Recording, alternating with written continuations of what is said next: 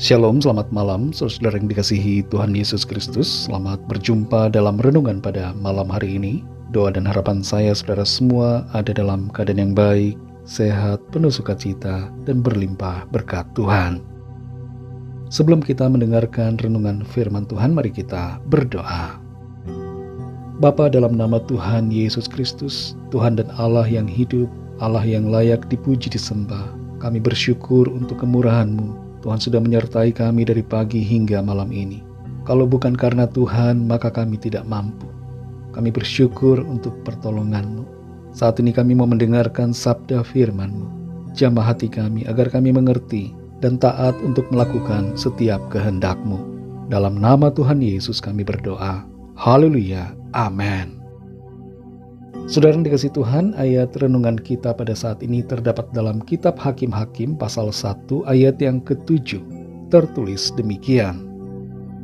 Kata Adoni-Bezek, ada 70 raja dengan terpotong ibu jari tangan dan kakinya memungut sisa-sisa makanan di bawah mejaku. Sesuai dengan yang kulakukan itu, demikianlah dibalaskan Allah kepadaku. Kemudian ia dibawa ke Yerusalem dan mati di sana. Saudara yang dikasihi Tuhan, seorang anak muda mengetok pintu rumah mewah dari seorang kaya. Ketika pintu dibuka, seorang pria dengan wajah cemberut bertanya, "Mau apa kamu di sini?" Pemuda itu berkata bahwa ia datang untuk meminta sumbangan untuk mendukung pelayanan bagi para gelandangan. Pria kaya itu marah dan berkata, "Tidak ada yang menolong saya untuk mencapai keadaan saya sekarang ini. Enak saja kamu hanya minta-minta. Pergi sana." Sang pemuda itu pun pergi. Beberapa tahun kemudian, pria kaya raya itu mengalami kebangkrutan. Dan ia berusaha meminta pertolongan dari teman-temannya, tapi tidak mendapatkan. Ia pun berakhir menjadi seorang gelandangan. Di suatu tempat, ia melihat ada pembagian makanan.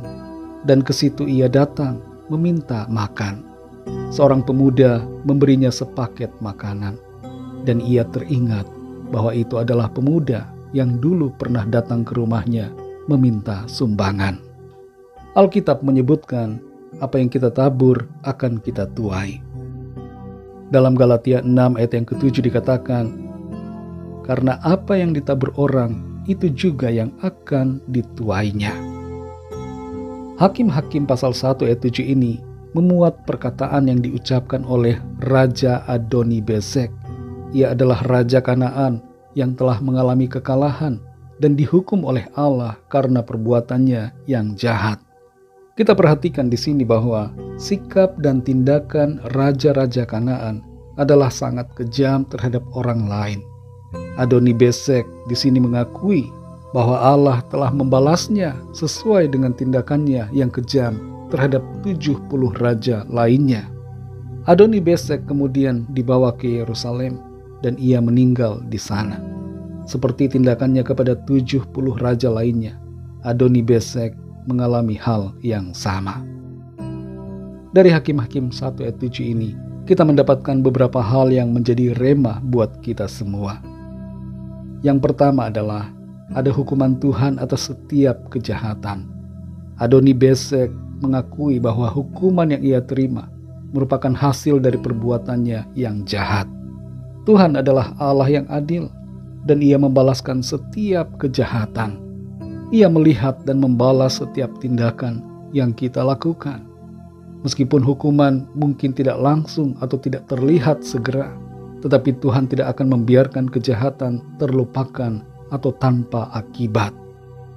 Kita perlu mengingat bahwa setiap perbuatan kita akan kita pertanggungjawabkan di hadapannya. Yang kedua, apa yang kita tabur akan kita tuai. Adoni-Bezek telah melakukan tindakan yang kejam terhadap raja-raja lainnya. Ia memotong ibu jari tangan dan kaki mereka untuk merendahkan mereka.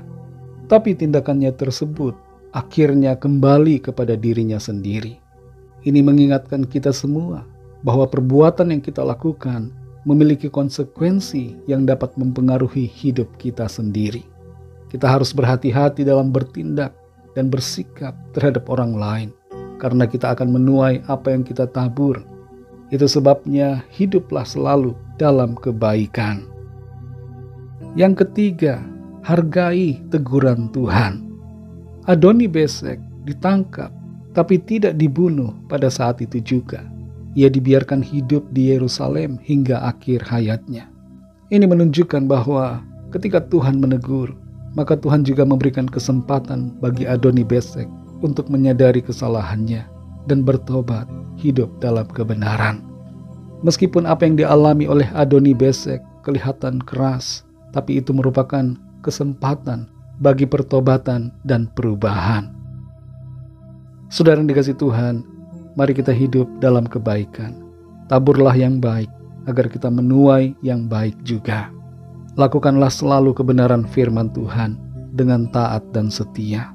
Kalau kita mengalami teguran Tuhan, berubahlah dan bertobatlah mengikuti apa yang menjadi kehendak firman Tuhan. Mari kita berdoa. Terima kasih Tuhan, kami bersyukur untuk firman-Mu yang sudah kami dengar pada saat ini. Firman-Mu yang mengajarkan kepada kami bahwa apa yang kami lakukan hari ini mempunyai konsekuensi di hari nanti. Apa yang kami tabur akan kami tuai juga pada akhirnya. Ajar kami Tuhan untuk selalu menabur yang baik, hidup dalam kebaikan, hidup dalam kebenaran, hidup dalam kasih dan kemurahan hati, sehingga kami akan menuai hal-hal yang baik dalam kehidupan kami nanti. Kami bersyukur untuk anugerah-Mu. Engkau selalu baik. Tuhan menegur kami, menasehati kami dengan firman-Mu, agar kami hidup selalu dalam jalan kebenaran-Mu, supaya kami mengalami keberkatan, anugerah dan kasih karunia Tuhan. Terima kasih Tuhan untuk firman-Mu. Berkati kami di sepanjang malam hari ini, dalam istirahat kami. Lingkupi kami dengan kasih dan kuasa-Mu. Kembali saat ini kami berdoa bagi setiap kami yang sedang dalam keadaan sakit ataupun dalam pergumulan, agar Tuhan menjamah kami, menyembuhkan, memberikan kesehatan yang sempurna, dan memberikan jalan keluar, mujizat yang ajaib bagi setiap kami. Berkatilah bangsa dan negara kami Indonesia, juga semua bangsa di dunia ini. Lawatlah dengan kasih dan rahmat-Mu, agar setiap orang dari segala bangsa mengalami anugerah keselamatan yang daripada-Mu. Ampunilah kami Tuhan akan dosa kesalahan kami, seperti kami juga mengampuni orang yang bersalah kepada kami. Terima kasih Tuhan, hanya dalam nama-Mu yang kudus, nama Tuhan Yesus Kristus, Tuhan dan Juru Selamat kami sudah berdoa dan mengucap syukur. Haleluya. Terimalah berkat Tuhan. Tuhan memberkati engkau dan melindungi engkau. Tuhan menyinari engkau dengan wajah-Nya dan memberikan kasih karunia. Tuhan menghadapkan wajah-Nya kepadamu dan memberikan damai sejahtera. Berkat anugerah dari Bapa Sorgawi, cinta kasih karunia dari Tuhan Yesus Kristus, dalam persekutuan dan penghiburan Roh Kudus, menyertai kita semua sekarang ini dan sampai selama-lamanya. Dalam berkat nama Tuhan Yesus Kristus. Haleluya. Amin. Puji Tuhan, saudara yang dikasihi Tuhan, saya percaya firman Tuhan menjadi berkat dan kekuatan buat saudara semua. Dan Roh Kudus akan menolong saudara untuk lebih lagi memahami kebenaran firman Tuhan. Tuhan Yesus memberkati saudara semua.